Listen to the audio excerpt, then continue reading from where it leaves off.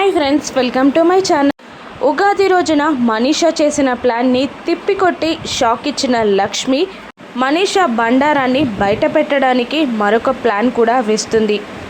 రూమ్లోకి వెళ్ళిన మనీషాకి మత్తుగా కళ్ళు తిరిగినట్టు అవడంతో ఏంటా అని అటువైపుగా చూస్తుంది. అప్పుడు లక్ష్మి రూమ్లోకి వస్తుంది. ఏంటి మనీషా, కళ్ళు తిరుగుతున్నాయా? మత్తుగా ఉందా? నేనేం చేశానో చెప్పనా?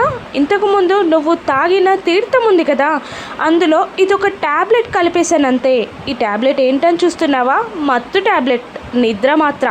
ఒక్క నిద్ర మాత్రతో నీ గుట్టంతా బయటపడుతుందంతే అని వార్నింగ్ ఇస్తూ ఉంటుంది లక్ష్మి.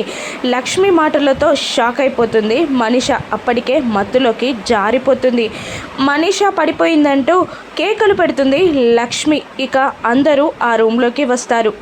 దేవయాని మనీషా నిద్రపోతుంది అక్క అని చెప్తూ ఉంటుంది. ఇక లేదు, డాక్టర్ని పిలవాలి, ఏదైనా జరిగిందేమో, అసలే ప్రెగ్నెంట్ అంటూ లక్ష్మి డాక్టర్ని పిలుస్తుంది. ఇక మత్తుగా నిద్రపోతున్న మనీషాని చూసి డాక్టర్ ఇలా అంటుంటుంది, పర్లేదు, తను ఎంత పడుకుంటే అంత బాగుంటుంది, రిపోర్ట్స్ కూడా అంత క్లారిటీగా వస్తాయి అని డాక్టర్ చెప్తూ ఉంటుంది. ఇక డాక్టర్ ఎగ్జామినేషన్ చేసే టైంలో కింద మిత్ర మనీషాకి ఏం జరుగుతుందో అని టెన్షన్ పడుతుండగా అరవింద కూడా అదే టెన్షన్లో ఉంటుంది.